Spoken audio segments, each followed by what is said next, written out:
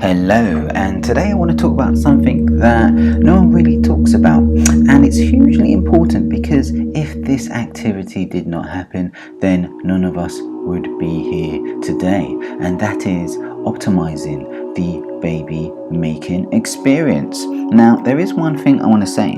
I am not a doctor.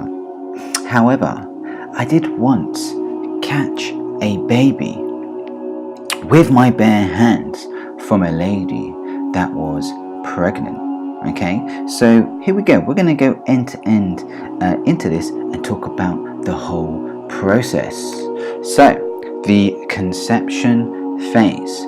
During this phase, there are 3 key things that you should bear in mind to optimize the conception of a baby, and that is avoiding Sawyer products. Sawyer products has too much estrogen. It will put your hormones off balance, whether you're male or female. It's just something to avoid when you're at that stage and you want to optimize your swimmers. And the next thing is, if you have access to testiculi, you want to keep these balls super cold as much as possible, because coldness to your body optimizes the cell regeneration process. And if you are keeping these balls hot, in a hot state, in a heated state, then they will almost literally melt, and your swimmers won't be going nowhere.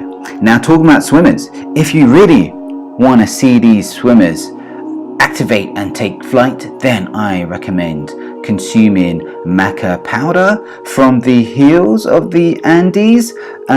These are great supplement for your swimmers to really make them go for the gold.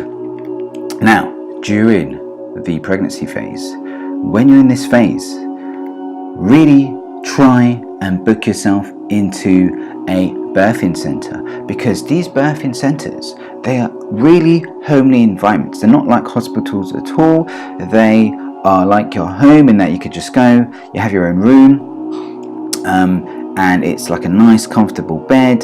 You can have tea and toast. There's a little kitchen there for you. It's just a really nice, relaxed, homely environment. There's no time to show up, no time to leave. They're not going to rush you out. You definitely want to book yourself into one of these centers.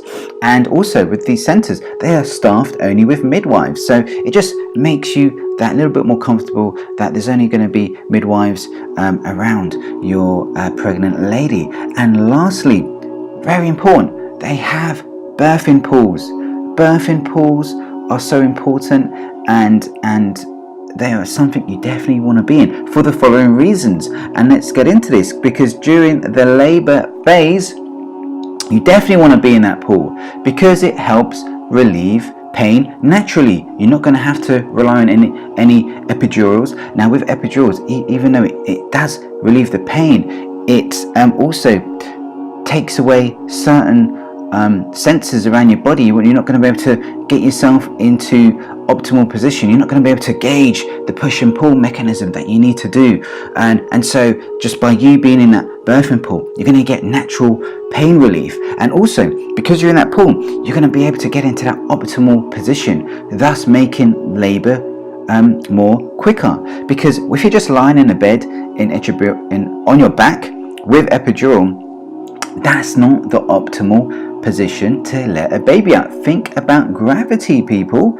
Okay, by you almost squatting or being on all fours in that pool, that is a great position for a baby to come outside into this world. And lastly, very importantly, it helps avoid tearing, because you're not relying on epidural. You're in that pool, you're in the optimal position. You're going to be able to gauge the push and pull activity in the correct way, so that you're gonna push when you're meant to push, and you're gonna hold when you need to hold, and this is great just to avoid tearing. Okay, and you've got less of a chance to tear yourself when you're in that pool.